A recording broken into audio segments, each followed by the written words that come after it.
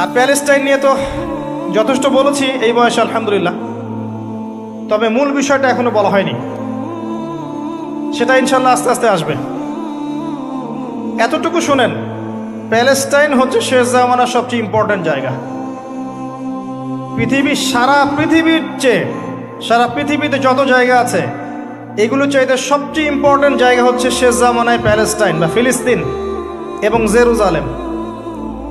সারা পৃথিবীর সমস্ত কর্মকাণ্ড আখিরুজ্জামানে এই জেরুজালেমকে কেন্দ্র করে হবে। এই কারণেই জিউসরা সেখানে ঘাঁটি গেড়েছে। এটাই সেই জায়গা যেখানে ঈসা ইবনে মারিয়াম ইসলামী খেলাফত কায়েম করবেন অচিরেই ইনশাআল্লাহ। এটাই সেই জায়গা যেখানে মাসিহুদ দাজ্জালকে হত্যা করা হবে। আর দাজ্জালের চেয়ে বড় কোনো ফিতনা এই উম্মার জন্য নেই।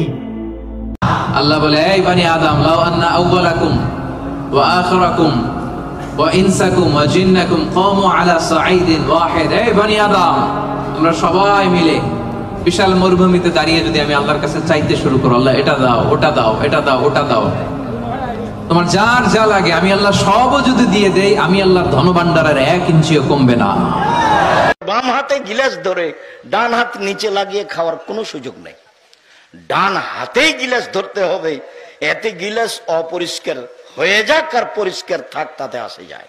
সবার জন্য গিলাস করেন, আর না হলে ভাতই খায়েন না, খেজুর খান, যেটা সম্ভব হয় করেন। বাম হাতের কোনো সুযোগ নেই, এ কথা রাসূল সাল্লাল্লাহু আলাইহি ওয়াসাল্লাম বলেন। ডান হাত। চোখের পানির এত দাম, অনুতপ্ত বান্দা যখন গুনার কথা স্মরণ করে কাঁদে, চোখের পানি ছেড়ে দেয়।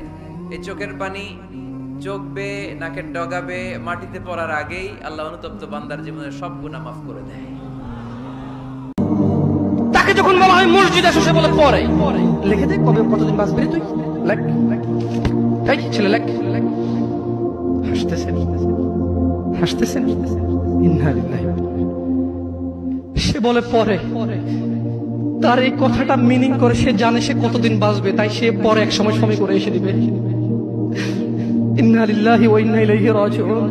কত বড় মারাত্মক কথা। হায়াতের মালিক কে? গায়েবের মালিক কে? সে কিভাবে বলে সে পরে আসবে? সে মাগরিব পড়বে না, ইশা পড়বে না, ফজর পড়বে না, সে মাগরিবে বলে কালকে ফজর থেকে পড়বো। সে রাতের গ্যারান্টি দিচ্ছে সে বাঁচবে। লিখে দে তুই রাত বাঁচবি। ক্ষমা করুক এরকম মুসলমানকে, যে নিজেকে মুসলমান মনে করে নামাজের দিকে ডাকলে বলে পরে আসবো।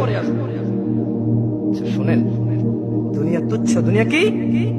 জামশেদ মজুমদার বলেছে না, দুনিয়া তুচ্ছ। জামশেদ মজুমদার বলেছে। কে বলেছে? কে? আল্লাহ জাল্লা ওয়া আলা,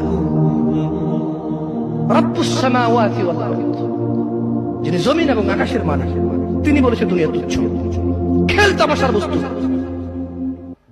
আর আল্লাহর কাছে যা আছে তা উত্তম। একটা হাদিসে আছে তিনটা কাজ মানুষের গোনার একটা বড় বড় অংশকে মিটিয়ে দিবে। 1 নম্বর কাজ হচ্ছে সংকটকালীন অবস্থায় দান। মানে আপনার দান করার এখন সামর্থ্য খুব কম, টাকা পয়সার টানা হেঁচড়া আছে, এখন আপনি দান করছেন, এই দানের বিনিময়ে আল্লাহ পাক গুনাহ আপনার মাফ করে দিবেন ইনশাআল্লাহ। 2 নম্বরটা হচ্ছে যে কঠিন গরম পড়েছে, এই গরমের দিনে আপনি রোজা রেখেছেন, তৃষ্ণার্ত থেকেছেন, এই গরমে রোজা রাখার কারণে আপনার গুনাহ মাফ হয়ে যাবে ইনশাআল্লাহ। আরেকটা কাজ হচ্ছে প্রচন্ড শীতকাল, এই যে এখন শীতকাল পড়ছে, এই শীতকালে আপনি ঠান্ডা পানিতে ওযু করছেন কষ্ট করে, এই ওযুর বদৌলতে আপনার গুনাহগুলো মাফ হয়ে যাবে ইনশাআল্লাহ।